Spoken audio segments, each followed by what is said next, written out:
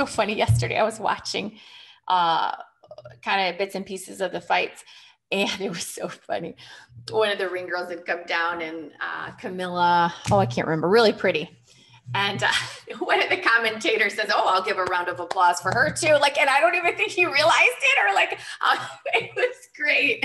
And I was just like, "Oh, it is awesome, Okay. And back, it's kind of like, oh, happy holidays when you see the cheerleaders jumping up and down, at the games and stuff. So I just was, Professor X and I kind of laughed about it. I was like, "Oh, that's fucking hilarious." It's pretty funny.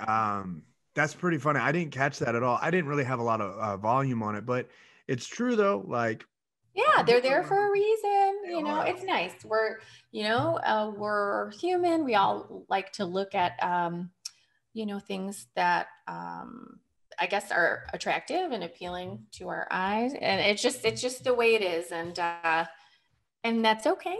I think, but the thing is, like, I always try to say, like, like I remember when Professor X and I first started dating years ago, like, we're out. And if you're going to like do one of these, no. Like, it's like, so I think a good woman needs to kind of teach a guy, and like vice versa. Like, he helped me become a lady in some ways, because when we first started dating, I was getting my ass beat on the lawn across the street because I was the biggest tomboy and I ran my mouth. Oh, it was bad. So, okay, I don't even know how I'm getting on this, but so he asked me, I think a week prior, he had asked me out and we started dating. I was a sophomore, he was a senior. And I ran my mouth to this girl. Now, she was 5'10". She was 165 pounds. She had brothers. She was a beast, and I was having a bad day. I don't know, something I think related to my basketball game. And I was we had lost, and I was just pissed. And I just threw a pop bottle, like a plastic pop bottle. And I just ran my mouth to her. Now, in school, I was feisty when I played sports. I was very passionate about sports. So anyway, we had lost, people were talking crap, and I was just like, you know what, F this, whatever. So I ran my mouth, and it flew by her head, and then people at school kind of, whatever, separated us. So I got suspended. She got suspended. I went home that day. Well, guess who comes knocking at my door? Vita Tweet. Vita was a beast. And here I was. So I was thinking, oh my God, because in the heat of the moment when you're mad, like, and then you're like, what the fuck did I do? Like, and I knew I was going to get my ass beat. Like, I had fought before, and I held my own, like, whatever, more won than lost at that time. But I knew when she came to the door. So my dad was in the shitter. Okay. And I go, and my mom was at work, and I'm like, hey, Dad, so she knocks on the door, and I open the door, and she looks, and she's like, all right, you want, like, let's do this. And I was like, okay, I'll be out in a minute. My mistake was first running my mouth. Second, throwing my hair up in a ponytail. She's going to pull it, right? So my Aunt Sandy was living with us at the time. So anyway, she's there in the basement. So I tell my dad, I was like, okay, Dad, I'll be back in a few minutes. And he's like, okay, whatever, in there doing his football bets or whatever on the toilet. So I go out knowing, I'm looking up to her. I'll be out in a minute. Go out there. And she just, I didn't have a chance, but I tried. I didn't cry. But I had a dance coming up too. Needless to say, I didn't go to the dance. She cut my nose. She cut my lip. I think I bit her leg at one point because she was right on my face. But you know how you hear it in the cartoons? Pow, pow. I literally heard it. It was bad. It was bad. So Professor X is driving by. He sees me getting my ass beat, which I totally deserved because it humbled me big time. I stopped being such a smart ass. And then my Aunt Sandy, crazy Aunt Sandy, comes out to, get off my niece, whatever. My parents are like, who press charges? I'm like, you're not pressing charges. Like, I deserve that shit. Needless to say, after that, I was happy to have Vita on my side. I was like, man, you kicked my ass. I deserved it. Like, you're badass. Like, and we were fine after that. We were cool. But I learned never to run my mouth, right? Because you got to know when it's the right time and when it's not. And clearly got what was coming to me. But so he taught me he told me, if we're going to date, you are not going to, ladies don't fight. So if we're going to be together, you're not going to fight. If you have a problem with someone, I'll handle it. I said, Okay, fine. But my rule to him was when we're out in public, and I don't care if it's, we're eating or we're walking, you're not going to do a 180 180 and be disrespectful. You can glance, a glance is fine. We're all going to glance at different things, but you will not disrespect me like that because I'm not tolerating that shit. So we helped each other grow, needless to say. So you guys helped each other. He was hitting 180s on women that walk by. Yeah, but he was a young But now boy. you're hitting 180s on women that walk by. So like you're kind of being a hypocrite to your own comments. But he doesn't mind. So. But he doesn't mind. Okay, doesn't that mind. makes sense. That makes sense. And Yeah. so you got your ass beat. You got humbled. Bad. And it's put you to who you are today. Yeah. That's pretty interesting. It's very interesting that Kendra on her outside world got her ass beat because she talks shit. 10th grade, I was a little scrapper before that, even in scrimmages. I was bad. I knew, like, in scrimmages, I was feisty when it came to sports. Like in scrimmages, I knew if we fought or like, we got into it, like you could elbow, like you could do stuff, get away with it when you're guarding somebody. Like I knew I wouldn't be suspended for the season. So I didn't care. I talked so much shit just because you want to get into somebody's head mentally, right? If you mentally get into their head, you're going to be able to, beat them and you're going to mess up their game. And granted, a lot of times I ended up being like a power forward who I was into it with, but I was protective of my teammates and some of them just didn't stick up for themselves. So growing up, I never was that person. I did wrestling. I did football for a little bit. I did track and field, but I never was a confrontational style person. I still not. I like legit. I don't need to express myself. I don't need to explain myself. I don't need to try to punk you out because at the end of the day, you're going to punk yourself out by just like the energy that I give out. And that's how I feel. Like legitimately, like there's people that have talked shit to me. There's people that have said a bunch of stuff to me and I would just walk up to them and I'm like, hey, do we have a problem? And literally I will look at them and if they say anything, if they do anything and we needed to fight, then we would fight. Happen. But that happened very, very, very rarely. Most people would like look at me and just kind of realize, oh shit, like because I feel like there's so much talk nowadays. Oh yeah, especially behind the keyboard, right? Fuck the keyboard. Everybody's gonna have to sit there and put their own opinion out. Everybody's willing to give out advice freely when you don't even ask for it. They're giving out free advice. They're giving out free comments and they're giving out free opinions, and you don't ask for them. And then when you do, they act like they know shit, and then you realize like that person's an idiot. Yeah. But that's crazy. I'm actually there on Facebook today. I saw a bunch of people just either way, it's a different conversation. But that's the thing is that like, I grew up in an era. I grew up in a time where like, if we're fighting, we're fighting. I live in Kansas City, Missouri, born and raised, and it's the show me state. We don't talk. We don't sit there and listen to you. You show me. All right. You're going to beat my ass. Okay. Now I'm in front of you. All right, you're gonna beat my ass. Oh, you don't want to fight now. Yeah. You don't want to have this confrontation now. You don't have it, and that's it. So I don't do a lot of talking when it comes to that. I mean, that's why in my MMA career, I don't talk shit like to fighters. I don't need to. Yeah. You can talk shit to me all you want because there's a day and a time where I'm gonna show up, and then that's where it's gonna happen. You're gonna shut up. Yeah, I'll shut you up. And the thing is that if I had beef with you, 100%, if I have an issue with you, if I have a problem with you, and I call it out and the world knows I have a problem to you or the people around me know I have a problem to you. And I tell one person, like if I tell you, yeah, dude, I'm gonna fuck that person up. My entire life is going to that person. My next thing is going to that person. I'm going there and I'm handling my business. I'm not gonna, beat around the bush. I'm not gonna go everywhere else. My battle is with that person and that's it. 100%. I have an issue with you. Yeah. Now I'm going to you. And that's how I am. I'm not even talking like physical. I've had things in the industry, and I'm sure you have, like just in business and in life, like when I was young, I was just stupid and didn't know how to handle conflict. And I had an attitude problem. I was a little bitch, because I don't know why I was that way. I don't know why, I backtalk my mom, was afraid of my dad. So I don't know, whatever, but young, immature.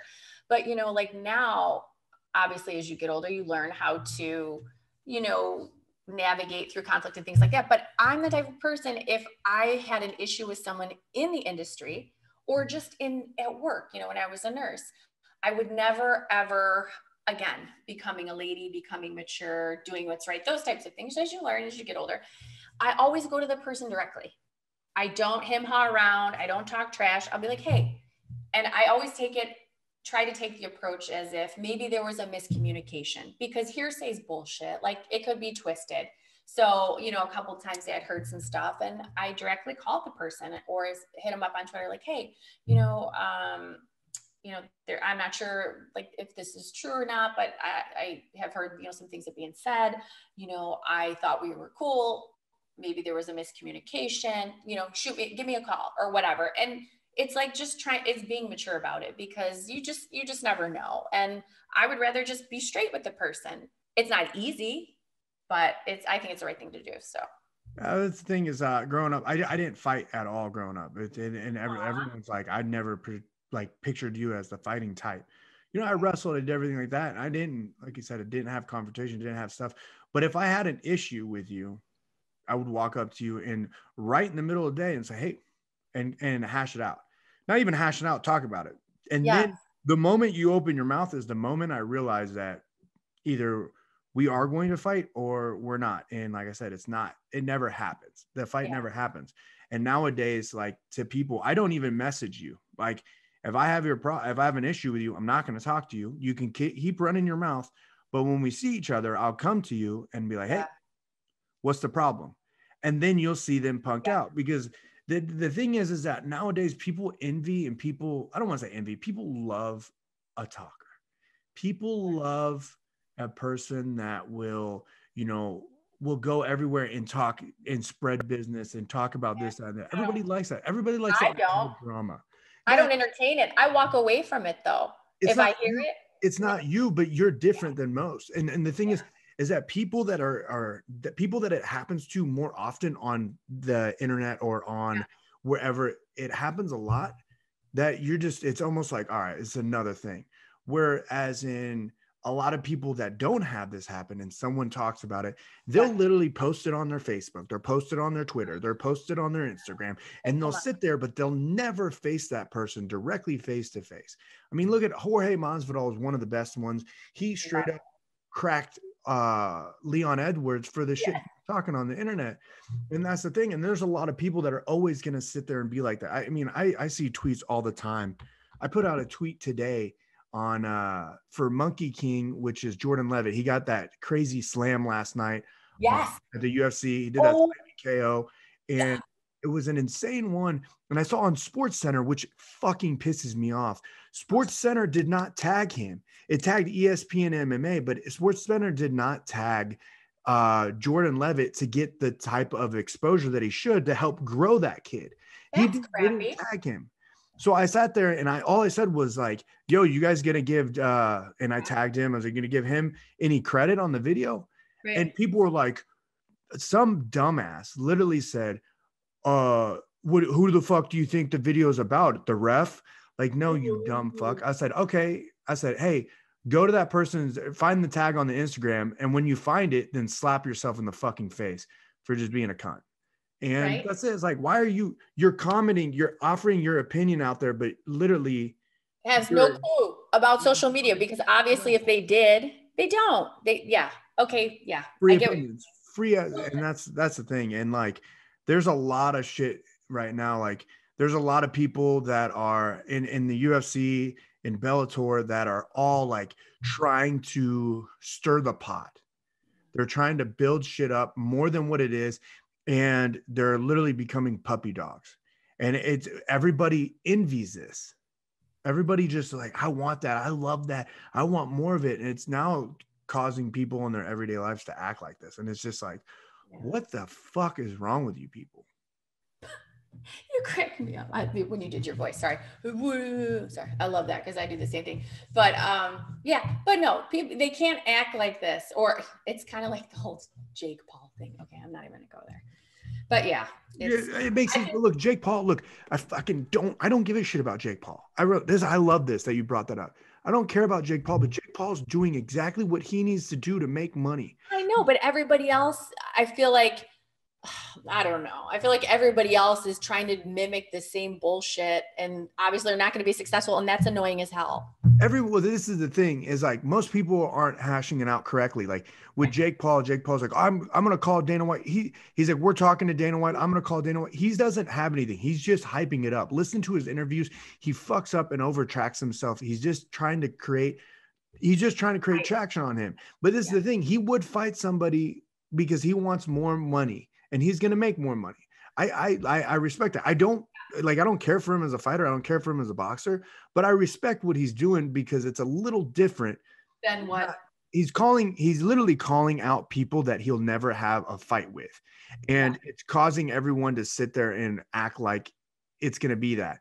And he's calling MMA fighters to come to boxing, but he will never go to MMA. He'll get his he won't. He'll get no, that'll be very. He won't do that. And that's the thing, is that, and he would make more money and people would make more money in the MMA because the boxing, like you're not a big name and you haven't fought anyone to be a big name. Now, if we're talking about Errol Spence decided, hey, I'm going to fight TJ Dillashaw, then we'd have a moneymaker right there. Or Peter Young. I want to box. Terrence Crawford, Crawford comes over and decides to box. An MMA fight, we would have money. It could be money on boxing, but we're talking about Jake Paul, who is literally an actor that boxed a guy that's never boxed in his life. Yes, you knocked him out, but that's the same equivalent to knocking out some random street bum. I get it. You have technique, you have power. I get it, but it's just okay. Yeah, you're building your character, but he's doing it smart. Yeah. Okay. Fine. He's never called out any boxer into his own realm. He's never said like to any of the fighters that are in his weight class, actually in his weight class, that would actually fuck him up. I don't know what his weight knock class him out. Alvarez or Ryan Garcia or I think he's Mikey Garcia. Okay. Yeah, Garcia is too small for him. I think I know he is. But the thing is like he's doing the same approach as Dylan Danis. Dylan Danis is calling out people. Dylan Danis. I love him too.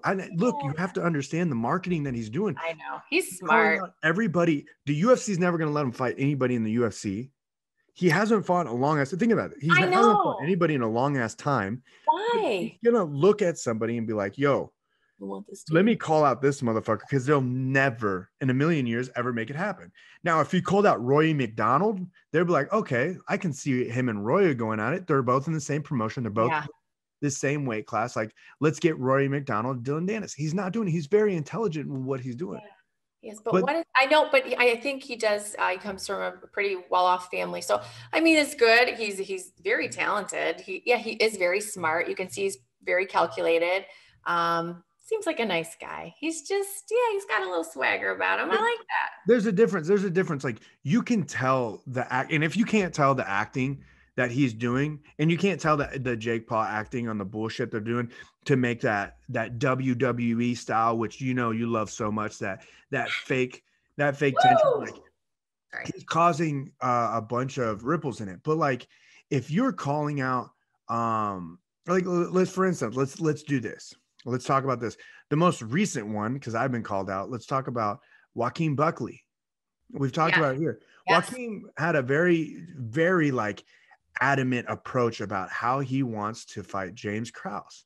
Yes. That same night, I was like, hey man, if James doesn't take the fight, then I'll take the fight with Joaquin. Well, the thing is that he's never asked for the fight with James, but he's been going to social media and he's been going to all these interviews saying that he's asking for James. He's doing this. The contract has never once been over and offered to him. And I didn't know how big the beef was. I didn't know how real that was when I made the tweet out to state that, like, hey, Joaquin, I'll fight him. Like, I think it would be a fun fight. I think it'd be awesome. I have no beef. But James has legitimately 100% a real issue with him. Like, they have real beef. That's real. And Joaquin just called somebody out inside of the UFC, a possible real matchup. But his management won't pass the contract over because his management doesn't want that fight to happen because Joaquin's on the buildup. He got the highlight reel KO. He's got that knockout over Jordan. These are two great things. He has a lot of star power right now and a lot of things on his side, which you can build somebody like that. He needs to keep going and building up. You don't want to risk him to fight James. And the UFC doesn't want to risk it to fight James because it doesn't make sense. Doesn't help him. Yeah, absolutely. It doesn't. Yeah. Okay. But if you look at his management hasn't passed over the contract, but James has asked for it multiple times, stated on his Instagram. And interesting. It's never going to happen. But as you see, he's barking every time he gets on camera. He's always talking about them. And it's never, and he called me out. He called Zach Comes Out, called out Jason Witt, called out Trey Ogden. He called out Kevin Kroom, who's a fucking 35 pounder. He's called out all these fighters. But if you don't realize, like, if you have legit beef, now those two have to fight. I cannot fight him at all. There's nothing I can't do until James gets to squash that, because that's a real beef. Like, Nate Diaz isn't going to have one of his guys that are under his gym fight one of his fights like Connor. That's legit. That's real beef. They don't like each other. They're not going to sit there and drink mimosas. The same thing is Joaquin and him.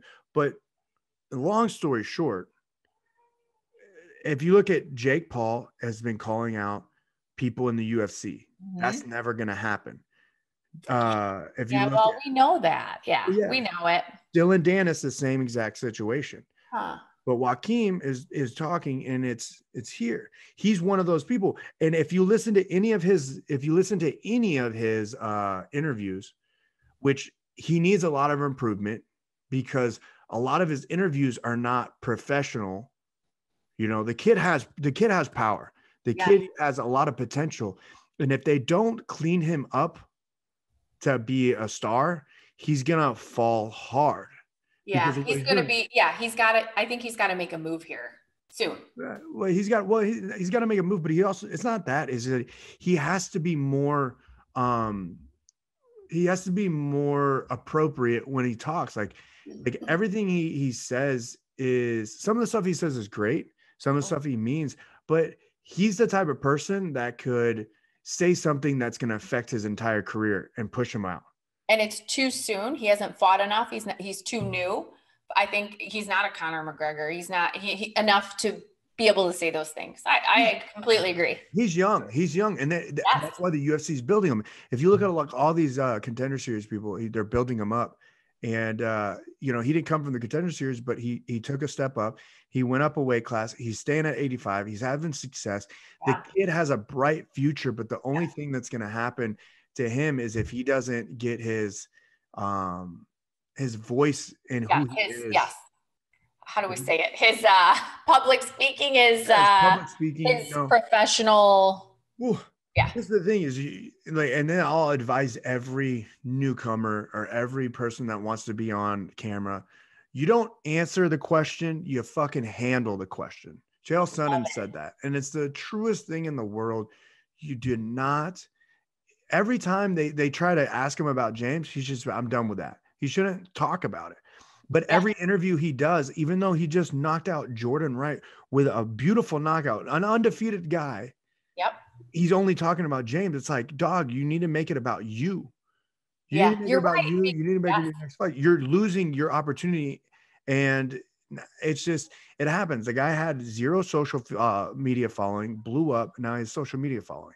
Fucking amazing. Use that shit. Take a photo of yourself every day. Keep your fans going. You can make a lot of money. You can do a lot of great things.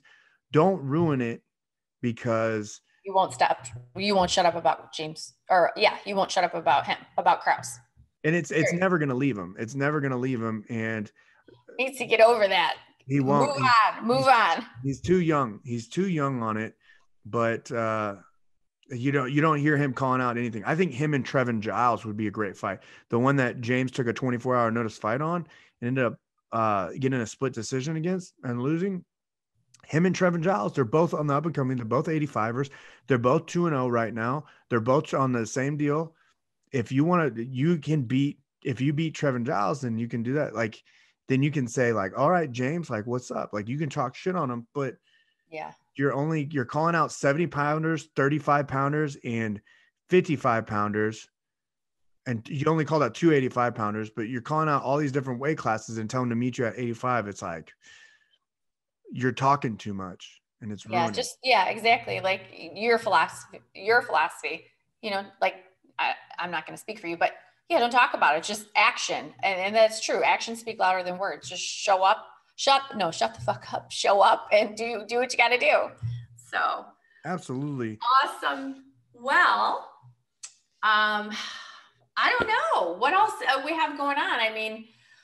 I mean, there's a lot more that actually we could talk about that I want to talk about, but you got that flight coming up. You're about to go shoot with all these great people.